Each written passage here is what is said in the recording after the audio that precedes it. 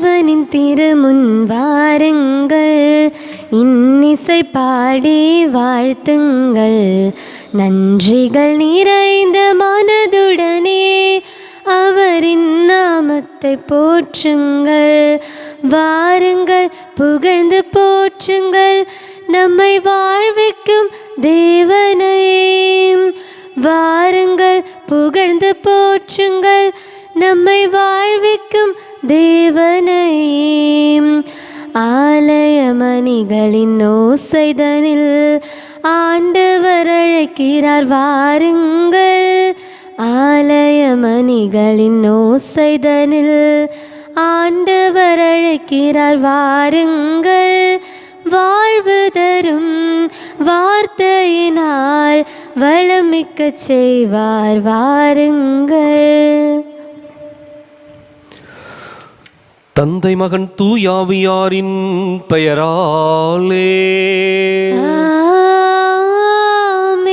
நமக்காக பலியாகி உயிர்த்தெழுந்த நம் தலைவராகி இயேசு கிறிஸ்துவின் அருளும் கடவுளின் அன்பும் தூயாவியாரின் தோழமையும் உங்கள் அனைவரோடும் இருப்பதாக.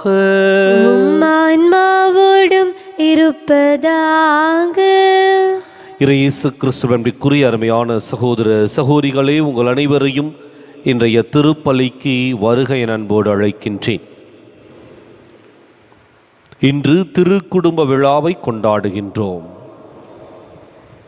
இந்த உலகத்தில் இருக்கின்ற எல்லா குடும்பங்களுக்கும் எடுத்துக்காட்டான ஒரு குடும்பம் இந்த திருக்குடும்பம்.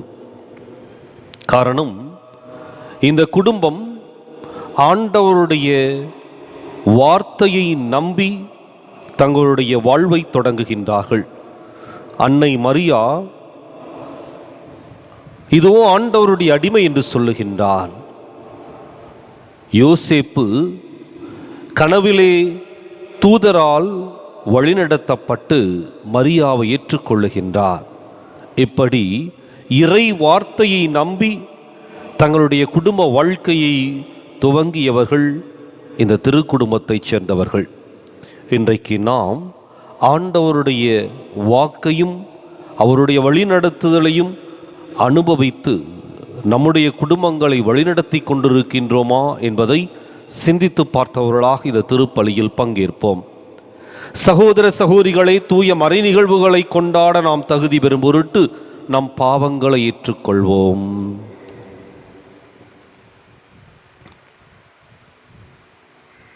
எல்லாம் வல்ல இறைவனிடமும் சகோதர சகோதரிகளை உங்களிடமும் நான் பாவியனை ஏற்றுக்கொள்கின்றேன். ஏனெனில் என் சிந்தனையாலும் சொல்லாலும் செயலாலும் கடமையில் தவறியதாலும் பாவங்கள் பல செய்தேன். என் பாவமே என் பாவமே என் பெரும் பாவமே. ஆகையால் எப்போதும் கன்னியான புனித மரியாவையும் வானதூதர் புனிதர் அனைவரையும் சகோதர சகோதரிகளை உங்களையும் நம் இறைவனாகிய ஆண்டவரிடம் எனக்காக வேண்டிக் கொள்ள மன்றாடுகின்றேன். எல்லாம் வல்ல இறைவன் நம் மீது இரக்கம் வைத்து நம் பாவங்களை மன்னித்து நம்மை நிலை வாழ்வுக்கு அழைத்து செல்வாராக. ஆமென். ஆண்டவரே இரக்கமாயிரும். ஆண்டவரே இரக்கமாயிரும். கிறிஸ்துவே இரக்கமாயிரும். கிறிஸ்துவே இரக்கமாயிரும். ஆண்டவரே இரக்கமாயிரும். ஆண்டவரே இரக்கமாயிரும். உன்னதங்களிலே இறைவனுக்கு மாட்சிமை உண்டாகுக. உலகினிலே நல் மனத்தவர்க்கு அமைதியும் உண்டாகுக. புகழ்கின்றோம் யாம் உம்மையே, வாழ்த்துகின்றோம் இறைவனே. உமக்கு ஆராதனை புரிந்து உம்மை மகிமைப்படுத்துகின்றோம் யாம். உமது மேலாம் மாட்சிமைக்காக உமக்கு நன்றி நல்கின்றோம். ஆண்டவராமின் இறைவனே, இணையில்லாத விண்ணரசே, ஆற்றல் அனைத்தும் கொண்டு இலங்கும் தேவ தந்தை இறைவனே, ஏகமகனாக ஜெனித்த ஆண்டவர் இயேசு கிறிஸ்து இறைவனே, ஆண்டவராமின் இறைவனே, இறைவனின் திருச்செம்மறியே, தந்தையினின்று நித்தியமாக ஜெனித்த இறைவன் மகனே நீர், உலகின் பாவம் போக்குபவரே, நீரெம் மீது இரங்குவீர். உலகின் பாவம் போக்குபவரே, எம் மன்றாட்டை ஏற்றருள்வீர். தந்தையின் வலத்தில் வீற்றிருப்பவரே, நீரெம் மீது இரங்குவீர். ஏனெனில் இயேசு கிறிஸ்துவே, நீரொருவரே தூயவர், நீரொருவரே ஆண்டவர், நீரொருவரே உன்னத பரிசுத்த ஆவியுடன் தந்தை இறைவனின் மாட்சியில் உள்ளவர் நீரே.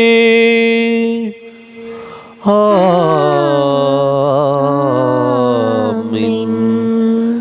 மன்றாடுவோமாக.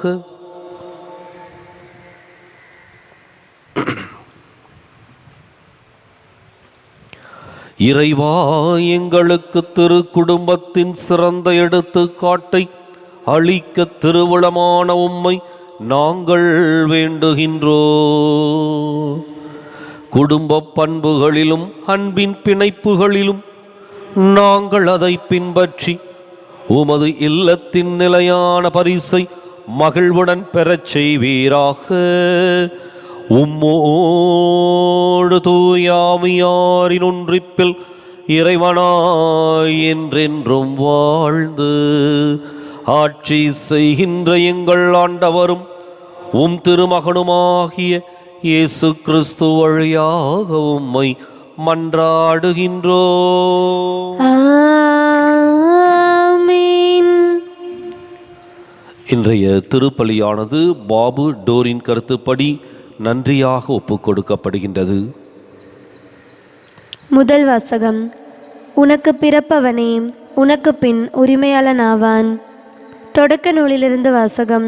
15ஆம் அதிகாரம் 1-6 முடிய மற்றும் 21ஆம் அதிகாரம் 1-3 முடிய இறைவார்த்தைகள். ஆண்டவரின் வாக்கு ஆபிராமுக்கு ஒரு காட்சி வழியாக வந்து அறிவித்தது. ஆபிராம், அஞ்சாதே, நான் உனக்கு கேடயமாக இருப்பேன், உனக்கு பெரும் கைமாறு கிடைக்கும். அப்பொழுது ஆபிராம், என் தலைவராகிய ஆண்டவரே, எனக்கு என்னதான் தருவீர்? எனக்கோ குழந்தையே இல்லை.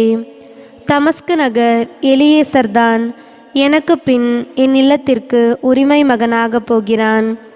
நீர் எனக்கு குழந்தை ஒன்றும் தராததால் என் வீட்டு அடிமை மகன் எனக்கு பின் உரிமையாளனாக போகிறான் என்றார். அதற்கு மறுமொழியாக, இவன் உனக்கு பின் உரிமையாளன் ஆக மாட்டான், ஆனால் உனக்கு பிறப்பவனே உனக்கு பின் உரிமையாளன் ஆவான் என்று ஆபிராமுக்கு ஆண்டவரின் வாக்கு அருளப்பட்டது. அப்பொழுது ஆண்டவர் ஆபிராமை வெளியே அழைத்து, வானத்தை நிமிர்ந்து பார், முடியுமானால் விண்மீன்களை எண்ணிப்பார், இவற்றைப் போலவே உன் வழிமரபினரும் இருப்பர் என்றார். ஆபிராம் ஆண்டவர் மீது நம்பிக்கை கொண்டார். அதை ஆண்டவர் அவருக்கு நீதியாக கருதினார். ஆண்டவர் தாம் கூறியிருந்தபடி சாராவை கண்ணோக்கினார். ஆண்டவர் தம் வாக்குறுதிக்கேற்ப சாராவுக்கு செய்தருளினார். கடவுள் வாக்களித்தபடி குறிப்பிட்ட அதே காலத்தில் சாரா கருத்தாங்கி ஆபிராமுக்கு அவரது முதிர்ந்த வயதில் ஒரு மகனை பெற்றெடுத்தார். ஆபிராம் தனக்கு பிறந்த சாரா தமக்கு பெற்றுக் கொடுத்த மகனுக்கு ஈசாக்கு என்று பெயரிட்டார். இது ஆண்டவர் வழங்கும் அருள்வாக்கு. இறைவா உமக்கு நன்றி. பதிலுரை பாடல் பல்லவி. ஆண்டவர் தம் உடன்படிக்கையை என்றென்றும் நினைவில் கொள்கின்றார். ஆண்டவர் தம் உடன்படிக்கையை என்றென்றும் நினைவில் கொள்கின்றார். ஆண்டவருக்கு நன்றி செலுத்துங்கள், அவர் தம் பெயரை சொல்லி வழிபடுங்கள், அவர் தம் செயல்களை மக்களினங்கள் அறியச் செய்யுங்கள், அவருக்கு பாடல் பாடுங்கள், அவரை புகழ்ந்தேத்துங்கள், அவர் தம் வியத்தகு செயல்கள் அனைத்தையும் எடுத்துரையுங்கள். பல்லவி. ஆண்டவர் தம் உடன்படிக்கையை என்றென்றும் நினைவில் கொள்கின்றார். ஆண்டவர் தம் உடன்படிக்கையை என்றென்றும் நினைவில் கொள்கின்றார். அவர் தம் திருப்பெயரை மாற்றிப்படுத்துங்கள், ஆண்டவரை தேடுவோரின் இதயம் மக்களிப்பதாக. ஆண்டவரையும் அவரது ஆற்றலையும் நாடுங்கள், அவரது திருமுகத்தை இடையராது நாடுங்கள். பல்லவி. ஆண்டவர் தம் உடன்படிக்கையை என்றென்றும் நினைவில் கொள்கின்றார். ஆண்டவர் தம் உடன்படிக்கையை என்றென்றும் நினைவில் கொள்கின்றார். அவர் செய்த வியத்தகு செயல்களை நினைவு கூறுங்கள், அவர் தம் அருஞ்செயல்களையும் அவரது வாய்மொழிந்த நீதி தீர்ப்புகளையும் நினைவில் கொள்ளுங்கள். அவரின் ஊழியராம் ஆபிரகாமின் வழிமரபே, அவர் தேர்ந்து கொண்ட யாக்கோபின் பிள்ளைகளே. பல்லவி. ஆண்டவர் தம் உடன்படிக்கையை என்றென்றும் நினைவில் கொள்கின்றார். ஆண்டவர் தம் உடன்படிக்கையை என்றென்றும் நினைவில் கொள்கின்றார். அவர் தமது உடன்படிக்கையை என்றென்றும் நினைவில் கொள்கின்றார். 1000 தலைமுறைக்கென தாம் அளித்த வாக்குறுதியை நினைவு கூறுகின்றார். ஆபிரகாமுடன் தாம் செய்து கொண்ட உடன்படிக்கையையும் ஈசாக்குக்கு தாம் ஆணையிட்டு கூறியதையும் அவர் நினைவில் கொள்கின்றார். பல்லவி. ஆண்டவர் தம் உடன்படிக்கையை என்றென்றும் நினைவில் கொள்கின்றார். ஆண்டவர் தம் உடன்படிக்கையை என்றென்றும் நினைவில் கொள்கின்றார். இரண்டாம் வாசகம். ஆபிரகாம், சாரா, ஈசாக்கு ஆகியோரின் நம்பிக்கை. எபிரேயருக்கு எழுதப்பட்ட திருமுகத்திலிருந்து வாசகம். 11ஆம் அதிகாரம் 8 மற்றும் 11 12 முடிய மற்றும் 17 19 முடிய இறைவார்த்தைகள். ஆபிரகாம் தாம் அழைக்கப்பட்ட போது கீழ்ப்படிந்து உரிமை பேராக பெறவிருந்த இடத்திற்கு சென்றதும் நம்பிக்கையினால்தான்.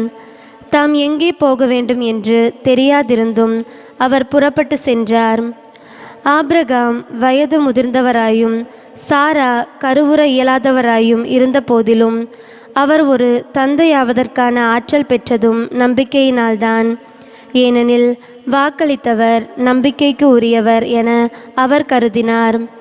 இவ்வாறு உயிரற்றவர் போலிருந்த இந்த ஒருவரிடமிருந்து வானத்தில் உள்ள திரளான விண்மீன்களைப் போலவும் கடற்கரையில் உள்ள எண்ணிறந்த மணலைப் போலவும் கணக்கற்ற மக்கள் பிறந்தனர். ஆபிரகாம் சோதிக்கப்பட்டபோது ஈசாக்கை பலியிட துணிந்தது நம்பிக்கையினால்தான். ஈசாக்கின் மூலமே உன் வழிமரபு விளங்கும் என்ற வாக்குறுதியை அவர் பெற்றிருந்த போதிலும் அவர் தம் ஒரே மகனை பலியிட முன்வந்தார். ஏனெனில் இறந்தோரை கடவுள் உயிரோடு எழுப்ப வல்லவர் என்பதை அவர் உணர்ந்திருந்தார். எனவே அவர் தம் மகனை மீண்டும் பெற்றுக்கொண்டார். பின்பு நடக்க இருந்ததற்கு இது ஒரு அறிகுறி. இது ஆண்டவர் வழங்கும் அருள்வாக்கு. இறைவா உமக்கு நன்றி.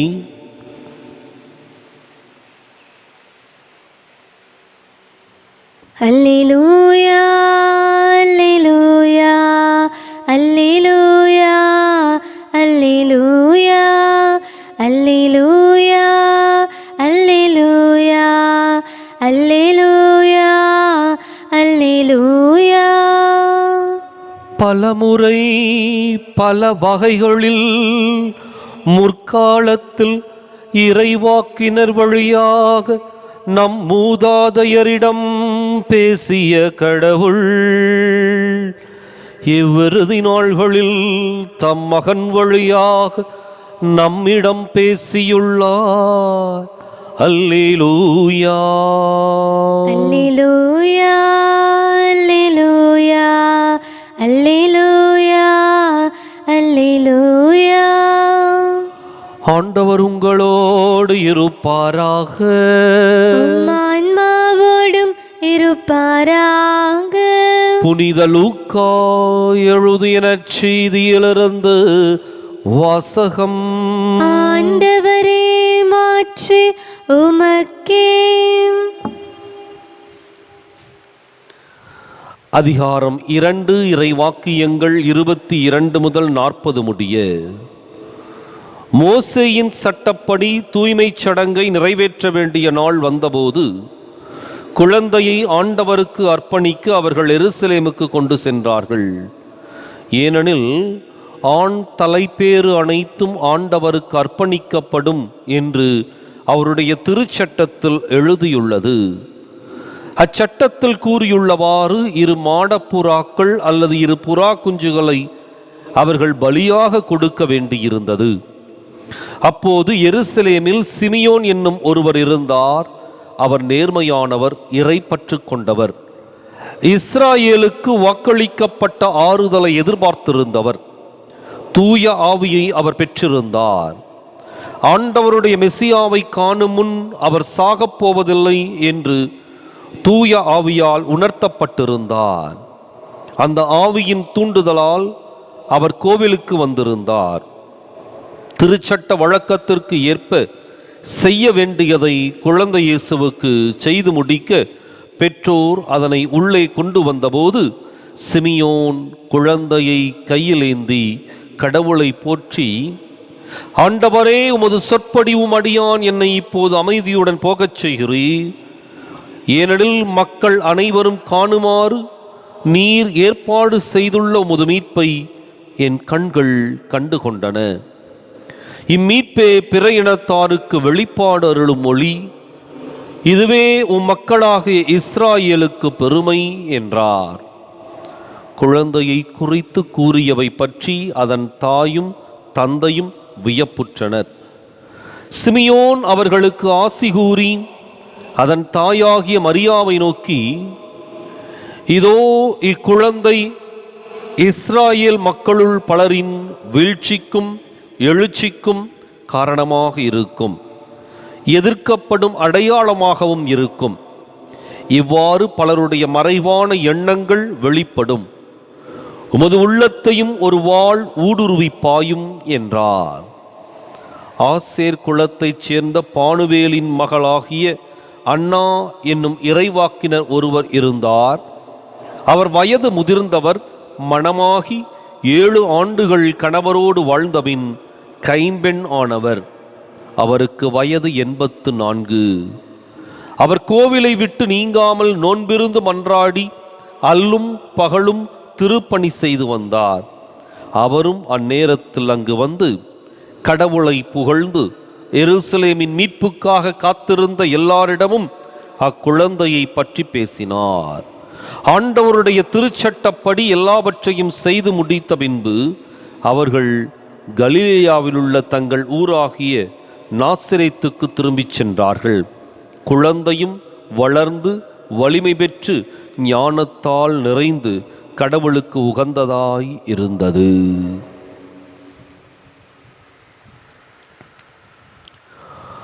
ஆண்டவரின் அருள்வாக்கு. கிறிஸ்துவே, உமக்கு புகழ்.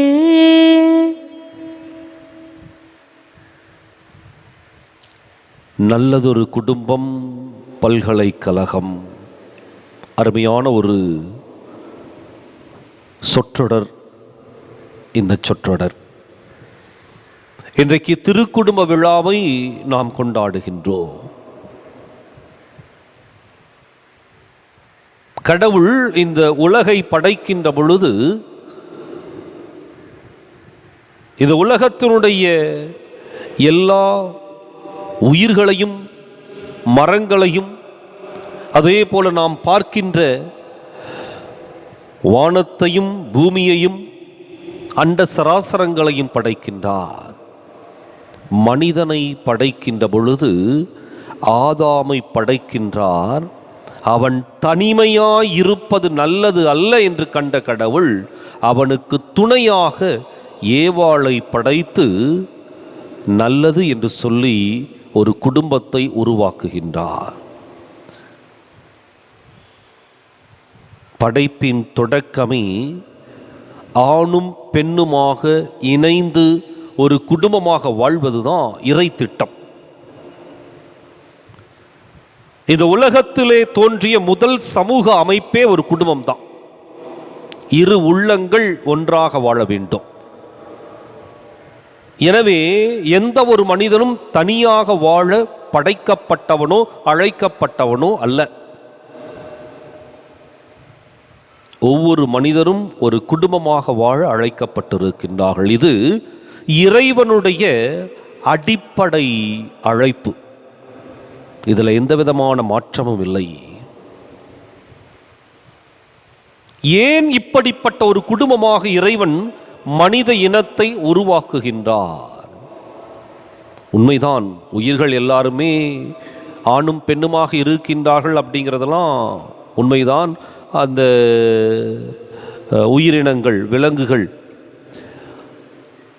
அவை கூடி வாழ்ந்து குட்டிகளை ஈன்றெடுக்கின்றன அல்லது முட்டையிடுகின்றன, முட்டையிட்டு குஞ்சு பொரிக்கின்றன. இதெல்லாமே நடைபெறுகின்ற நிகழ்வு. ஆனால் இந்த மனித இனத்திற்குள் மாத்திரம் குடும்பம் என்ற ஒரு அமைப்பை ஒரு ஆழமான ஒரு கண்ணோட்டத்தோடு பார்க்க நாம் அழைக்கப்படுகின்றோம்.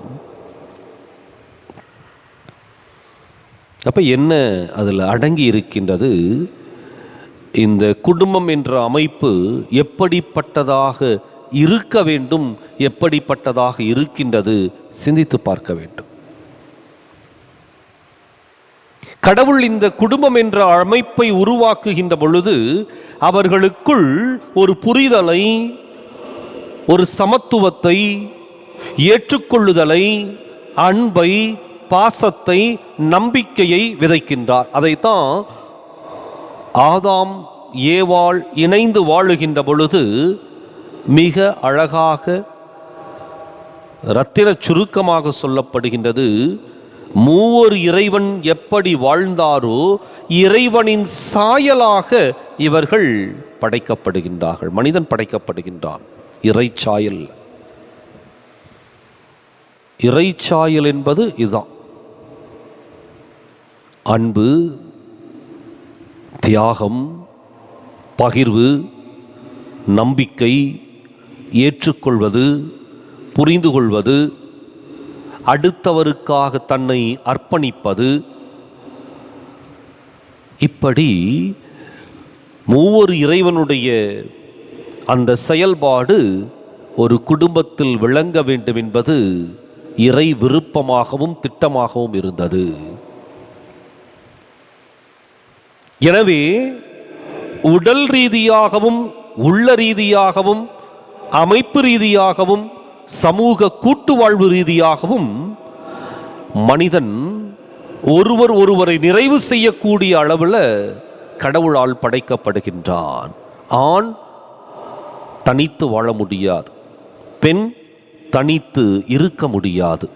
இருவரும் இணைந்து வாழ வேண்டும். அது உடல் உள்ள அல்லது உளவியல் சமூக கூட்டு வாழ்வினுடைய அடிப்படையில் அது இயற்கை. துறவறம் என்பது அதற்கு பின் வந்த ஒரு அர்ப்பணிப்பு. குடும்பம்தான் அதனுடைய அடித்தளமும் மூல காரணமும். எனவே கடவுள் மனிதனை படைக்கின்ற பொழுதே அப்படிப்பட்ட எண்ணத்தோடும் சிந்தனையோடும் திட்டத்தோடும் படைக்கின்றார். எனவேதான் ஆணுக்குரிய குணங்கள், பெண்ணிற்குரிய குணங்கள், ஆணிற்குரிய கோபதாபங்கள், பெண்ணிற்குரிய அந்த கோபதாபங்கள் ஒன்று இன்னொன்றை நிறைவு செய்கின்றது. ஒன்று தன்னிலேயே நிறைவு பெறுவதல்ல, ஒருவர் இன்னொருவரை தன்னுடைய வாழ்க்கையில் அனுமதிக்கின்ற பொழுது வாழ்க்கை முழுமையடைகின்றது. எனவே கடவுளுடைய திட்டம் இந்த குடும்பம் சிறப்பாக கொண்டு செல்லப்பட வேண்டும். அப்ப எந்தெந்த விதங்கள்ல கடவுள் இந்த குடும்பத்தை சிறப்புள்ளதாக்கி இருந்தார்? முதலாவது, அவர்கள் ஒருவர் ஒருவரை அன்பு செய்வதிலே சிறப்புள்ளதாக்கியிருந்தார். ஆணிற்கு உரிய அந்த ஆற்றலோடும் வலிமையோடும் உடல் திறத்தோடும், பெண்ணிற்குரிய மென்மையோடும் பாசத்தோடும் பண்போடும், இந்த இரண்டையும் ஒன்றிணைக்கின்ற பொழுது அங்கு முழுமையடைகின்றது.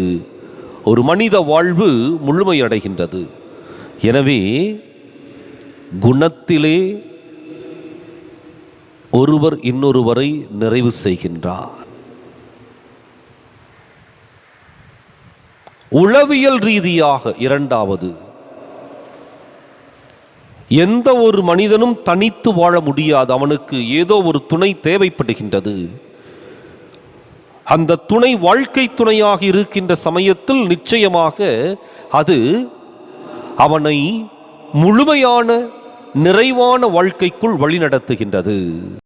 உளவியல் ரீதியாக ஒரு ஆண் இன்னொரு பெண்ணோடு தன்னை பகிர்ந்து கொள்ளுகின்றான். அங்கு நிறைவு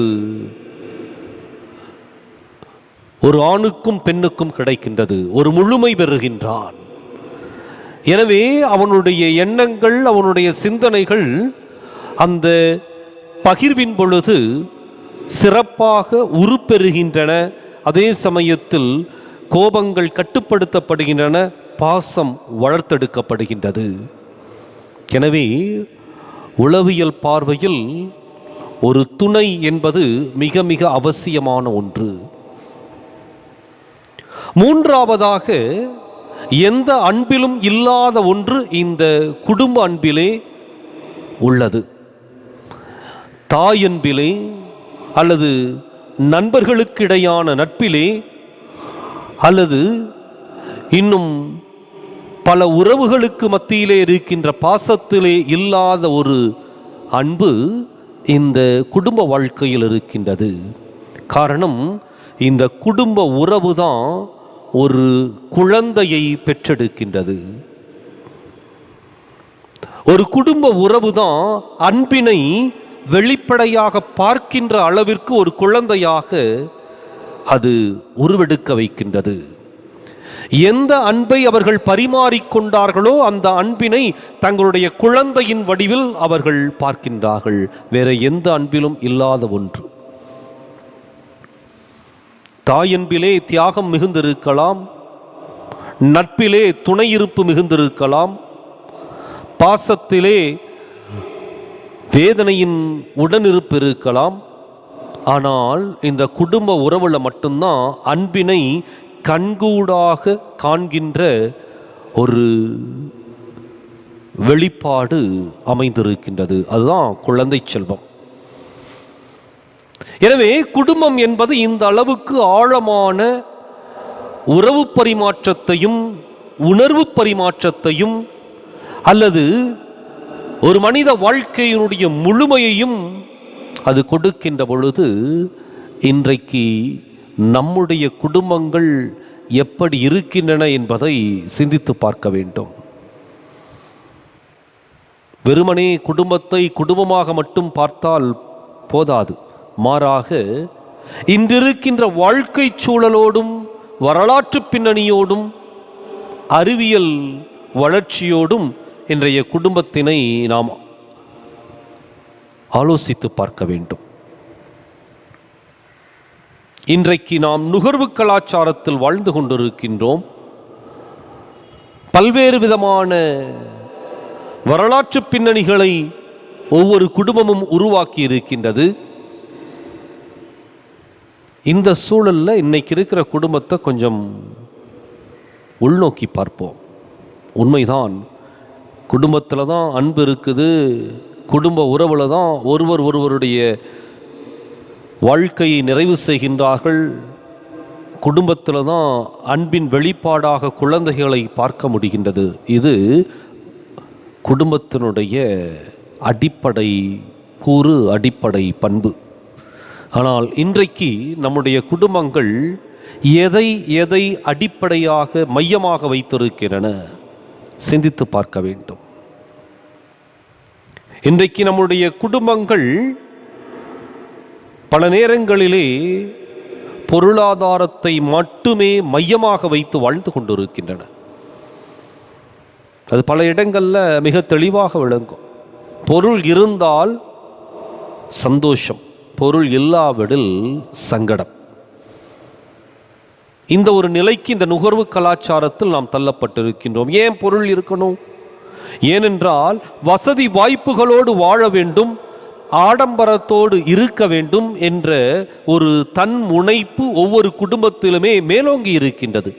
எனவே குடும்பத்திலே பொருளாதாரத்தை தேடுவதிலே மிக பெரும்பான்மையான நேரத்தையும் அல்லது காலத்தையும் அல்லது உடல் உழைப்பையும் செலுத்த வேண்டியுள்ளது. காரணம், பொருளாதாரம் இந்த அளவுக்கு மாறி இருக்குதுன்னா இவையெல்லாம் இருந்தால்தான் ஒரு வீடு. இந்த வீட்டை இப்படிப்பட்ட ஒரு சூழலில் வைத்திருந்தால் மாத்திரமே அவர்களுக்கு மதிப்பு. இல்லாட்டினா அங்கே குடும்பமும் இல்லை, வாழ்க்கையும் இல்லை. எனவே ஒரு குடும்பம் என்று சொல்லி இருந்துவிட்டால் அவர்களுக்கு இதெல்லாம் இருக்க வேண்டும். பொருளாதார பின்னணியில் இன்றைக்கு நாம் குடும்பங்களை அமைத்து நம்முடைய நிம்மதியை இழந்து கொண்டிருக்கின்றோம். இதெல்லாம் இல்லை, அதனால சங்கடம். என்ன பண்ணுறது? சங்கடத்தோடு வாழ வேண்டியது. இரண்டாவது, ஒரு சமத்துவ பார்வை இன்றைக்கு இல்லை. பல்வேறு விதமான பின்னணிகளில் இன்றைக்கு குடும்பம் உடைந்து கொண்டிருக்கின்றது. ஒன்றோ சாதிய பின்னணியில் சரியான உறவுகளை அமைக்க முடியவில்லை, என்னுடைய அந்தஸ்திற்கு இணையான சாதியும் இல்லை. எனவே சாதிய பின்னணியில் குடும்பங்கள் சிதைக்கப்படுகின்றன. இல்லாட்டினா ஆணாதிக்க கலாச்சாரம் பெண்களை ஏற்றுக்கொள்ள மறுக்கின்றது. எனவே பெண்கள் அந்த சமத்துவத்தை இழந்து போகின்றார்கள், குடும்பம் உடைகின்றது. அல்லது ஏதோ மன சங்கடங்களோடு குடும்பம் நகர்த்தப்படுகின்றது. வேறு வழி இல்லை, இப்படி தான் இருக்கணும் போல இருக்குது, இதுதான் கலாச்சாரம், இதுதான் சமுதாய பின்னணி. எனவே பெண்களுக்கு அந்த கருத்து சுதந்திரமோ அல்லது தங்களுடைய தன்மான அங்கீகாரமோ இல்லாதது கொண்டு அவர்கள் ஏதோ வாழ்க்கையை நகர்த்துகின்றோம் என்ற பின்னணியில் குடும்பம் சென்று கொண்டிருக்கின்றது. அல்லது பல்வேறு விதமான அமைப்பு முறைகள், அது மத அமைப்போ அல்லது மற்ற இன அமைப்புகளோ குழுக்களோ பல சட்டங்களையும் அல்லது கட்டளைகளையும் இந்த குடும்பத்திற்குள் நுழைத்து குடும்ப வாழ்க்கைகளை சில நேரங்களிலே அது ஒரு அடிமைத்தனத்திற்கோ அல்லது ஆதிக்க வழிமுறைக்கோ இட்டு சென்றிருக்கின்றது. அப்போ பல பின்னணிகளின் அடிப்படையில் சாதிய அல்லது சமத்துவ அல்லது சமய பின்னணியில் குடும்பங்கள் இன்றைக்கு சீரழிக்கப்பட்டு கொண்டிருக்கின்றன. இன்னும் பல நேரங்களிலே இந்த குடும்பங்கள், அதுவும் குறிப்பாக குடும்பத்தில் இருக்கின்ற ஒவ்வொருவரும் அடுத்தவருடைய உணர்வுகளை காயப்படுத்தி குடும்பங்களை சீரழித்து கொண்டிருக்கின்றார்கள். அது ஒருவேளை பேச்சில் அல்லது நடவடிக்கையில் அல்லது தங்களுடைய அகம்பாவத்தில் ஆணவத்தில் குடும்பங்களை, குடும்ப ஒற்றுமையை சிதைத்து கொண்டிருக்கின்றார்கள். திருக்குடும்பம் இவற்றிற்கெல்லாம் மாற்றாக மிகச்சிறந்த ஒரு முன்னோடியாக அழகான ஒரு குடும்பத்தை அமைத்து காட்டியது. அவர்கள் ஒருவர் ஒருவரை ஏற்றுக்கொண்டார்கள், ஒருவர் ஒருவரை புரிந்து கொண்டார்கள். பல்வேறு பொருளாதார வறுமையிலும் அவர்கள் தங்களுடைய வாழ்க்கையை நம்பிக்கையோடு வழிநடத்தினார்கள். எனவே திருக்குடும்பம் இன்றைக்கு நமக்கு ஒரு மிகச்சிறந்த முன்னுதாரணம். இன்றைக்கு நாம் சீரழித்து கொண்டிருக்கின்ற குடும்பங்கள், சிதைந்து போய் கொண்டிருக்கின்ற குடும்ப உறவுகள், இவற்றிற்கு மத்தியில் இன்றைக்கு ஒரு கேள்வி எழுப்பி பார்க்க வேண்டும். எப்படிப்பட்ட ஒரு குடும்பத்தை நான் கட்டி எழுப்பி இருக்கின்றேன்? அது கணவனாகட்டும், மனைவியாகட்டும், அல்லது பெற்றோராக இருந்தால் பெற்றோராகட்டும், அல்லது பிள்ளைகளாகட்டும், சிந்தித்து பார்க்க வேண்டும். எப்படிப்பட்ட ஒரு குடும்பத்தை கட்டி எழுப்பி இருக்கின்றேன்? கடவுள் உருவாக்கிய ஒரு குடும்பத்தை அமைத்திருக்கின்றேனா, அல்லது இன்றைய பல்வேறு பின்னணிகளுக்கு மத்தியில் எவையெல்லாம் நான் சரி என்று உணர்கின்றேனோ அவற்றின் பின்னணியில் நான் என்னுடைய குடும்பத்தை கட்டி எழுப்பி இருக்கின்றேனா? ஏன்னா இந்த உலகம் இன்னைக்கு பலவற்றை சரி என்று சொல்லுகின்றது. பல உறவுகளை கூட அது நியாயப்படுத்தி, தவறான பாலியல் உறவுகளை கூட அது நியாயப்படுத்தி கொண்டிருக்கின்றது. அதற்கான சட்டங்கள் வந்து கொண்டிருக்கின்றன. அப்ப இந்த சூழல்ல குடும்ப வாழ்க்கை சீரழிக்கப்பட்டு கொண்டிருக்கின்றது. இன்றைக்கு பல காரியங்கள் சொல்லப்படுகின்றன. கே செக்ஸ் என்று சொல்லப்படுகின்ற ஒரு பாலினத்தை சார்ந்தவர்கள், லிவிங் டுகெதர் என்று சொல்லப்படுகின்ற திருமணம் இல்லாமல் கூடி வாழ்வது, பின்னர் பிரிந்து செல்வது, ஒப்பந்தம் என்ற அடிப்படையில் முடிந்த வரைக்கும் இருப்பது, இல்லாவிட்டால் பிரிந்து செல்வது, இப்படி சட்டங்களாக பல விதங்களில் இந்த குடும்ப வாழ்க்கை சீரழிக்கப்பட்டு கொண்டிருக்கின்றது. இன்றைக்கும் கூட பெண்ணை போகப் பொருளாகவும் அல்லது பல்வேறு சூழல்களிலே பெண் அடிமைத்தனத்தையும் வலியுறுத்தி கொண்ட ஒரு சூழல் இருந்து கொண்டே இருக்கின்றது. குடும்பங்கள் சிதைக்கப்பட்டிருக்கின்றன. சிந்திப்போம். திரு குடும்பம் மிகச்சிறந்த முன்னுதாரணம். ஒருவரை மதித்து ஏற்றுக்கொண்டு வாழ்ந்த சூசையப்பரும் அன்னை மரியாவும், அவர்கள் கற்றுக் கொடுத்த நற்பண்புகள் இயேசுவிடம். எனவேதான் அந்த திரு குடும்பம் இன்றைக்கு உலகத்தில் இருக்கிற எல்லா குடும்பங்களுக்கும் மிகச்சிறந்த முன்மாதிரிகை. 2000 ஆண்டுகளுக்கு முன்பே பெண் அடிமைத்தனம் தலைதூக்கி இருந்த காலகட்டத்திலேயே சூசையப்பர் அன்னை மரியாவை ஏற்றுக்கொள்ளுகின்றார். இப்படி இந்த குடும்பங்கள் அமைக்கப்பட்டிருக்கின்ற ஒரு சூழ்நிலையில் இன்றைக்கு நாம் மீண்டுமாக சிந்தித்து பார்ப்போம். என்னுடைய குடும்ப வாழ்க்கை எங்கே எப்படி சிதைவுற்றிருக்கின்றது, சீரழிந்திருக்கின்றது? யாரால், எவரால், எந்த கொள்கைகளால் அது சின்னாபின்னப்பட்டு போயிருக்கின்றது? என்னுடைய வாழ்க்கையை, என்னுடைய குடும்ப வாழ்க்கையை நிறைவுள்ளதாக்க வேண்டும் என்றால் நான் எப்படிப்பட்ட மனமாற்றத்திற்கு உட்பட வேண்டும் என்பதை சிந்தித்து பார்த்தவர்களாக இந்த திருப்பலியில் தொடர்ந்து பங்கேற்போம். விண்ணகத்தையும் மண்ணகத்தையும் படைத்த எல்லாம் வல்ல தந்தையாகிய கடவுளை நம்புகிறேன். அவருடைய ஒரே மகனாகிய நம் ஆண்டவர் இயேசு கிறிஸ்துவை நம்புகின்றேன். இவர் தூய ஆவியால் கருவுற்று கன்னிமரியாவிடமிருந்து பிறந்தார். பொந்தியு பிலாத்துவின் அதிகாரத்தில் பாடுபட்டு சிலுவையில் அறையப்பட்டு இறந்து அடக்கம் செய்யப்பட்டார். பாதாளத்தில் இறங்கி 3ஆம் நாள் இறந்தோரிடமிருந்து உயிர்த்தெழுந்தார். விண்ணகத்துக்கு எழுந்தருளி எல்லாம் வல்ல தந்தையாகிய கடவுளின் வலப்பக்கத்தில் வீற்றிருக்கின்றார். அங்கிருந்து வாழ்வோருக்கும் இறந்தோருக்கும் தீர்ப்பு வழங்க வருவார். தூய ஆவியாரை நம்புகின்றேன். புனித கத்தோலிக்க திரு அவையை நம்புகின்றேன். புனிதர்களின் உறவு ஒன்றிப்பை நம்புகின்றேன். பாவ மன்னிப்பை நம்புகின்றேன். உடலின் உயிர்ப்பை நம்புகின்றேன். நிலை வாழ்வை நம்புகின்றேன். ஆமீன். நமது அன்பு வானக தந்தையிடம் நம்முடைய வாழ்க்கைக்கு தேவையான வரங்களை நம்பிக்கையோடு மன்றாடுவோம். வாழ்வளிப்பவரே, உமது திரு அவையை வழிநடத்தும் உமது திருப்பணியாளர்கள் செல்வந்தர்கள் ஏழைகள் என்று வேறுபாடு பார்த்து பழகாமல் அனைவருக்கும் தங்கள் எடுத்துக்காட்டான வாழ்வால் நற்செய்தி அறிவித்திட வேண்டுமென்று இறைவா உம்மை மன்றாடுகின்றோம். ஆண்டவரே, எங்கள் மன்றாட்டை கேட்டருளும்.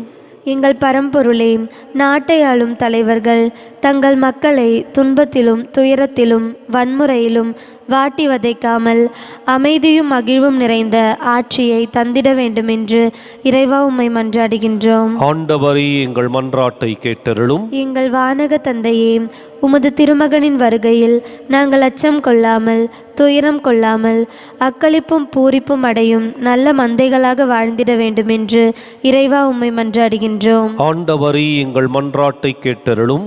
குணமளிப்பவரே, உடல் குறைபாடுகளோடு இருப்பவர்கள் உமது சாயல்கள் எங்களது சகோதரர் சகோதரிகள் என்று நினைத்து அவர்களை மதித்து முழுமையாக அன்பு செய்திட வேண்டும் என்று இறைவா உம்மை மன்றாடுகின்றோம். ஆண்டவரே, எங்கள் மன்றாட்டை கேட்டருளும்.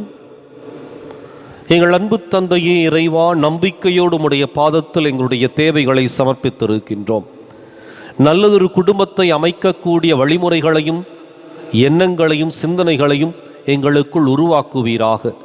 சிதைந்து போன குடும்ப வாழ்க்கையை சீர்படுத்த எங்களுக்கு மனமாற்றத்தை கொடுப்பீராக. ஆண்டவர் இயேசுவினுடைய வழிகாட்டுதலிலும் திருக்குடும்பத்தினுடைய அந்த அடிச்சுவட்டிலும் நாங்கள் எங்களுடைய குடும்பத்தை அமைத்து கொள்ள உதவி செய்தருளும். இவற்றை எங்கள் ஆண்டவராகிய கிறிஸ்து வழியாக மன்றாடுகின்றோம். ஆமென். காணிக்கை தருகின்றேன் இறைவா, காணிக்கை தருகின்றேன், என்னை தருகின்றேன் தலைவா, என்னை தருகின்றேன். காணிக்கை தருகின்றேன் இறைவா, காணிக்கை தருகின்றேன், என்னை தருகின்றேன் தலைவா, என்னை தருகின்றேன். உமது அன்பில் நிலைத்து நான் வாழ்ந்திட, உமது சித்தம் செய்து நான் மகிழ்ந்திட, உமது அன்பில் நிலைத்து நான் வாழ்ந்திட, உமது சித்தம் செய்து நான் மகிழ்ந்திட காணிக்கை தருகின்றேன் இறைவா, காணிக்கை தருகின்றேன், என்னை தருகின்றேன் தலைவா, என்னை தருகின்றேன். காணிக்கை தருகின்றேன் இறைவா, காணிக்கை தருகின்றேன். சகோதர சகோதரிகளே, என்னுடையதும் உங்களுடையதுமான இப்பலி எல்லாம் வல்ல தந்தையாக இறைவனுக்கு ஏற்றதாகும்படி மன்றாடுங்கள். ஆண்டவர் தமது பெயரின் புகழ்ச்சிக்காகவும் ஆட்சிக்காகவும் நமது நன்மைக்காகவும் புனித திராவையின் அனைத்து நலன்களுக்காகவும் உமது கையிலிருந்து பலியை ஏற்றுக்கொள்வாராக. ஆண்டவரே, மகிழ்வின் பலி பொருளை நாங்கள் உமக்கு ஒப்பு கொடுத்து உம்மை பணிவுடன் வேண்டுகின்றோம். அதனால் கடவுளின் கன்னித்தாய் புனித யோசேப்பு ஆகியோருடைய பரிந்துரையின் உதவியால் எம் குடும்பங்களையும் அருளிலும் அமைதியிலும் உறுதியாய் நிலை நிறுத்துவீராக. எங்கள் ஆண்டவராகிய கிறிஸ்து வழியாக உம்மை மன்றாடுகின்றோம். ஆமென். ஆண்டவர் உங்களோடு இருப்பாராக. உம் ஆன்மாவோடும் இருப்பாராக. இதயங்களை மேலே எழுப்புங்கள். ஆண்டவரிடம் எழுப்பியுள்ளோம். நம் இறைவனாகிய ஆண்டவருக்கு நன்றி கூறுவோம். அது தகுதியும் நீதியும் ஆனதே. ஆண்டவரே, தூயவரான தந்தையே,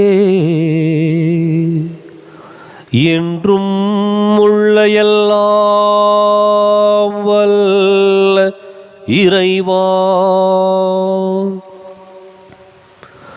எங்கள் ஆண்டவராகிய கிறிஸ்து வழியாக எந்நாளும் எவ்விடத்திலும் நாங்கள் உமக்கு நன்றி செலுத்துவது மெய்யாகவே தகுதியும் நீதியும் ஆகும், எங்கள் கடமையும் மீட்புக்கு உரிய செயலுமாகும். தம் இறை இயல்பில் கண்ணுக்கு புலப்படாத கிறிஸ்து எங்கள் இயல்பில் காணத்தக்கவராக வணக்கத்துக்கு உரிய மறை நிகழ்வாகிய இப்பெருவிழாவில் தோன்றினார். காலங்களுக்கு முன்னரே உதித்தவராயினும் காலத்துக்கு உட்பட்டு வாழத் தொடங்கினார். இவ்வாறு அவர் வீழ்ச்சியுற்ற எல்லாவற்றையும் தம்மில் எழுச்சி பெறச் செய்யவும் படைப்புகள் அனைத்தையும் புதுப்பிக்கவும் அழிவுற்ற மனிதரை விண்ணரசுக்கு மீண்டும் அழைத்துச் செல்லவும் திருவுளமானார். ஆகவே நாங்கள் வானதூதர் அனைவரோடும் சேர்ந்து உம்மை புகழ்ந்தேத்தி அக்களித்து கொண்டாடி ஆர்ப்பரித்து பாடுவதாவது: தூயவர் தூயவர் தூயவர், வான்படைகளின் கடவுளாம் ஆண்டவர். விண்ணகமும் மன்னகமும் உமது மாட்சியால் நிறைந்துள்ளன. உன்னதங்களிலே ஓசன்னா, உன்னதங்களிலே ஓசன்னா. ஆண்டவர் பெயரால் வருகிறவர் ஆசி பெற்றவர். உன்னதங்களிலே ஓசன்னா, உன்னதங்களிலே ஓசன்னா. தாயும் தந்தையுமான இறைவா, நிமையாகவே தூயவர், தூய்மை அனைத்துக்கும் ஊற்று. ஆகவே உம்முடைய ஆவியை பொழுதை காணிக்கைகளை தூய்மைப்படுத்தமை வேண்டுகின்றோம். இவ்வாறு எங்கள் ஆண்டவர் இயேசு கிறிஸ்துவின் உடலும் இரத்தமுமாக எங்களுக்கு இவை மாறுவனவாக. அவர் பாடுபட உளம் கனிந்து தம்மை கையளித்த போது அப்பத்தை எடுத்து நன்றி செலுத்தி அதை பிட்டு தம் சீரர்களுக்கு அளித்து கூறியதாவது: அனைவரும் இதிலிருந்து பெற்று உண்ணுங்கள், ஏனெனில் இது உங்களுக்காக கையளிக்கப்படும் என் உடல்.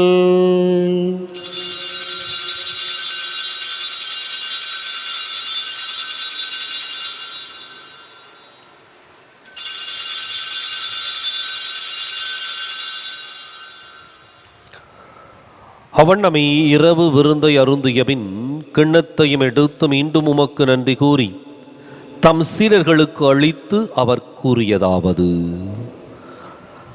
அனைவரும் இதிலிருந்து பெற்று பருகுங்கள், ஏனெனில் இது புதிய நிலையான உடன்படிக்கைக்கு உரிய என் இரத்தத்தின் கிண்ணம். இது பாவ மன்னிப்புக்கென்று உங்களுக்காகவும் பலருக்காகவும் சிந்தப்படும். இதை என் நினைவாக செய்யுங்கள்.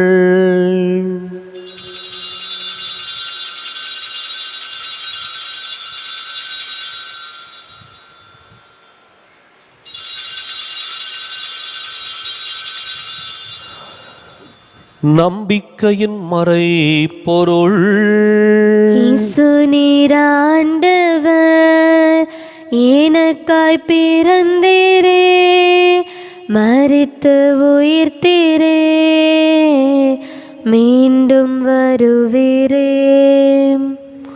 ஆகவே ஆண்டவரே, நாங்கள் கிறிஸ்துவின் இறப்பினையும் உயிர்ப்பினையும் நினைவு கூர்ந்து வாழ்வு தரும் அப்பத்தையும் மீட்பளிக்கும் கிண்ணத்தையும் உமக்கு ஒப்புக் கொடுக்கின்றோம். உம் திருமுன் நின்று உமக்கு ஊழியம் புரிய தகுந்தவர்களை நீங்கள் ஏற்றுக்கொண்டீர். எனவே உமக்கு நன்றி செலுத்துகின்றோம். மேலும் கிறிஸ்துவின் உடலிலும் இரத்தத்திலும் பங்கு கொள்ளும் எங்களை தூய ஆவியார் ஒன்று சேர்க்க வேண்டுமென உம்மை தாழ்மையுடன் மன்றாடுகின்றோம். ஆண்டவரே, உலகெங்கும் பரவியிருக்கும் உமது திரு அவையை நினைவு கூர்ந்தருளும். எங்கள் தலைமை தந்தை பிரான்சிஸ், எங்கள் மறைமாவட்ட தலைமை தந்தை பீட்டர் அபி, எல்லா திருநிலையினராகிய அனைவரோடும் உமது திரு அவை அன்பில் நிறைவு பெறச் செய்தருளும். மேலும் உயிர்த்தெழும் எதிர்நோக்குடன் துயில் கொள்ளும் எங்கள் சகோதரர் சகோதரிகளையும் இறந்தோர் அனைவரையும் இரக்கத்துடன் நினைவு கூர்ந்து உமது திருமுக ஒளியினுள் ஏற்றருளும். எங்கள் அனைவர் மீதும் இரக்கமாயிரும். கடவுளின் கன்னித்தாயான புனித மரியா, அவருடைய கணவரான புனித யோசேப்பு, புனித திருத்தூதர்கள், இவ்வுலகில் உமக்கு உகந்தவராய் இருந்தோராகிய புனிதர் அனைவருடனும் நாங்கள் நிலை வாழ்வில் பங்கு கொள்ளும் தகுதி பெற்று உம் திருமகன் இயேசு கிறிஸ்து வழியாக உம்மை புகழ்ந்தேத்தும் வரமருள உம்மை மன்றாடுகின்றோம்.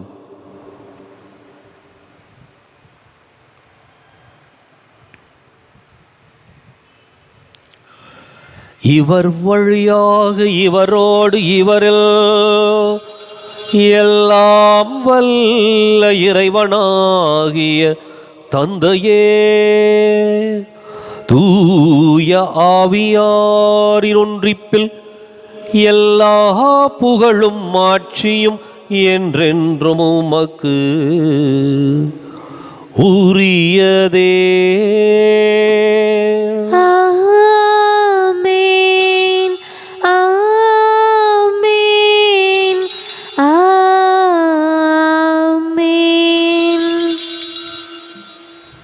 கடவுளை நம் தந்தை என அழைக்க இயேசு நமக்கு கற்பித்தார். எனவே நாம் அனைவரும் இணைந்து துணிந்து சொல்லுவோம். விண்ணுலகில் இருக்கிற எங்கள் தந்தையே, உமது பெயர் தூயது என போற்ற பெருக. உமது ஆட்சி வருக. உமது திருவுளம் விண்ணுலகில் நிறைவேறுவது போல மண்ணுலகிலும் நிறைவேறுக. எங்கள் அன்றாட உணவை இன்று எங்களுக்கு தாரும். எங்களுக்கு எதிராக குற்றம் செய்வோரை நாங்கள் மன்னிப்பது போல எங்கள் குற்றங்களை மன்னியும். எங்களை சோதனைக்கு உட்படுத்தாதேயும், தீமையிலிருந்து எங்களை விடுவித்தருளும். ஆண்டவரே, தீமை அனைத்திலிருந்தும் எங்களை விடுவித்து எங்கள் வாழ்நாளில் அமைதியை கனிவுடன் அருளுமை மன்றாடுகின்றோம். உமது இரக்கத்தின் உதவியால் நாங்கள் பாவத்திலிருந்து எப்போதும் விடுதலை பெற்று யாதொரு கலக்கமும் இன்றி நலமாயிருப்போமாக. நாங்கள் எதிர்நோக்கி இருக்கும் பேரின்பத்துக்காகவும் மீட்பராகிய இயேசு கிறிஸ்துவின் வருகைக்காகவும் காத்திருக்கின்றோம். ஏனெனில் ஆட்சியும் வல்லமையும் மாற்றியும் என்றென்றும் உமதே. ஆண்டவரை இயேசு கிறிஸ்துவை, அமைதியை உங்களுக்கு விட்டுச் செல்கின்றேன், என் அமைதியையே உங்களுக்கு அளிக்கின்றேன் என்றும் திருத்தூதர்களுக்கு மொழிந்தீரே. எங்கள் பாவங்களை பாராமல் உமது திரு அவை நம்பிக்கையை கண்ணோக்கி உமது திருவுளத்துக்கு ஏற்பதற்கு அமைதியையும் ஒற்றுமையும் அளித்தருள்வீராக. என்றென்றும் வாழ்ந்து ஆட்சி செய்கின்றவர் நீரே. ஆமென். ஆண்டவருடைய அமைதி உங்களோடு என்றும் இருப்பதாக. ஆன்மாவோடும் இருப்பதாக. ஒருவருக்கொருவர் அமைதியை பகிர்ந்து மகிழ்வோம். உலகின் பாவங்களை போக்கும் இறைவனின் செம்மறியே, எங்கள் மேல் இரக்கமாயிரும். உலகின் பாவங்களை போக்கும் இறைவனின் செம்மறியே, எங்கள் மேல் இரக்கமாயிரும். உலகின் பாவங்களை போக்கும் இறைவனின் செம்மறியே, எங்களுக்கு அமைதியை அளித்தருளும்.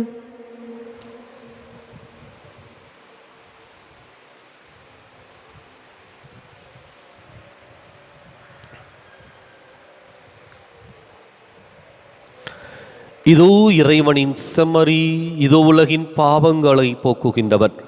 இந்த செம்மறியின் விருந்துக்கு அழைக்கப் பெற்றோர் பேறு பெற்றோர். ஆண்டவரை, நீர் என் இல்லத்தில் எழுந்தருள நான் தகுதியற்றவள். ஒரு வார்த்தை மட்டும் சொல்லி அருளும், எனது ஆன்மா நலமடையும்.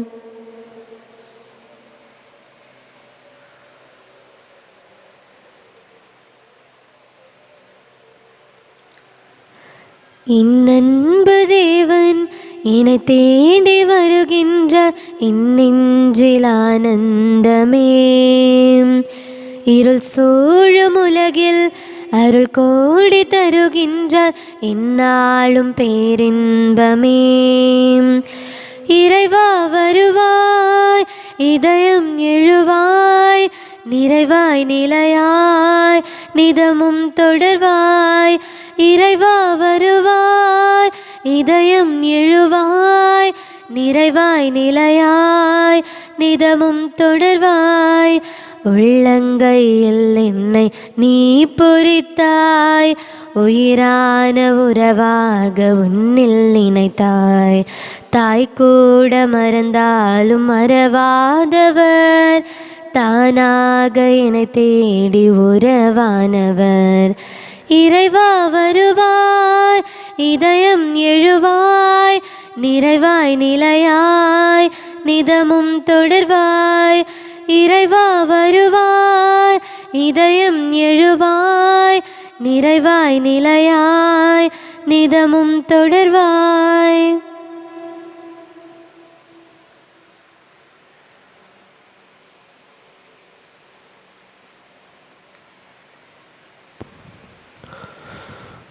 மன்றாடுவோமாக. கனிவுமிக்க தந்தையே, விண்ணக அருளடையாளங்களால் புதுப்பிக்க பெற்ற இவர்கள் திரு குடும்பத்தின் எடுத்துக்காட்டை இடையராது பின்பற்ற செய்தருளும். அதனால் இவர்கள் இவ்வுலக இன்னல்களுக்கு பிறகு அதன் நிலையான தோழமையை பெறுவார்களாக. எங்கள் ஆண்டவராகிய கிறிஸ்து வழியாக உம்மை மன்றாடுகின்றோம். ஆமென். ஆண்டவர் உங்களோடு இருப்பாராக. ஆன்மாவோடும் இருப்பாராக. எல்லாம் வல்ல இறைவன் தந்தை, மகன், தூயாமியார் உங்களுக்கு ஆசி வழங்குவாராக. கிறிஸ்துவின் அன்பிலும் அருளிலும் வாழ சென்று வாருங்கள். திருப்பலின் நிறைவேறிற்று. இறைவனுக்கு நன்றி. ஆரோக்கியத்தாயே அம்மா அம்மா, உந்தன் அருட்பதம் நாடி வந்தேன். மயங்கிடும் மனதினில் மறியேன் நன்னை, இறையருள் நிறையச் செய்வாய். சங்கீதம் பொங்கும் சந்தோஷ வேளையிலே, பொங்கும் மனம் தினம் கொண்டாடும் மாதவமே. உன்னைத்தான் நம்பித்தான் உலகதை உனக்களித்தான். தேவன் வியந்தான் மகிழ்ந்தான் உன் பெருமை எண்ணித்தான். ஆரோக்கியத்தாயே அம்மா அம்மா, உந்தன் அருட்பதம் நாடி வந்தேன். மயங்கிடும் மனதினில் மறியேன் நன்னை, இறையருள் நிறையச் செய்வாய்.